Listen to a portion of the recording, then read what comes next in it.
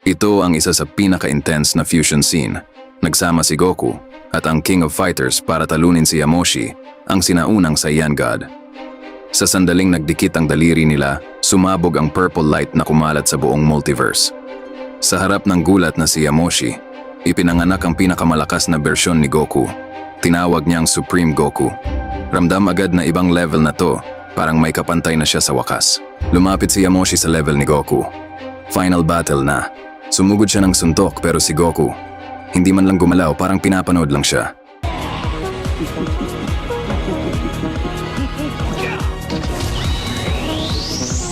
Nagtaunt si Goku, sinabing mas malakas pa siya kaysa sa sinaunang Saiyan. Bigla siyang umatake. Sunod-sunod na purple punches. Sobrang bilis parang machine gun. Hindi na makasabay si Yamoshi. Puro tama na lang siya hanggang mawalan ng depensa. Isang malakas na suntok, tinapon si Yamoshi sa isang asteroid. Pero hindi pa tapos. Dumausdos siya ng libu-libong kilometro dahil sa lakas ng impact.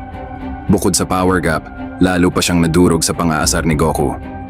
Nahihirapan siyang tumayo, hindi makapaniwala sa laki ng power boost ni Goku matapos ang fusion.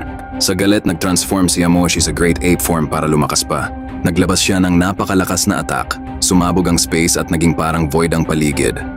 Pero kahit ganun, walang epekto kay Supreme Goku. Ginamit ni Goku ang aura niya at ginawa itong parang giant purple wheel para kontrahin ang kalaban. Pareho silang nag-a-absorb ng mas mataas na power. Sinabihan pa ni Goku si Yamoshi na sumuko na habang may chance pa, pero hindi siya umatras.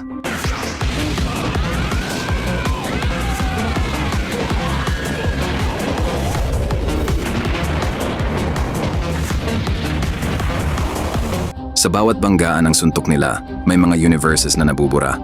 Biglang sumigaw si Goku at nag-evolve ulit. Humaba ang buhok niya ng sobra at lumabas ang infinity symbol, tanda ng walang limit na power. Binalik pa niya ang oras bago ang clash at na-restore ang mga nawasak na galaxies. Final upgrade, naging creator god form si Goku.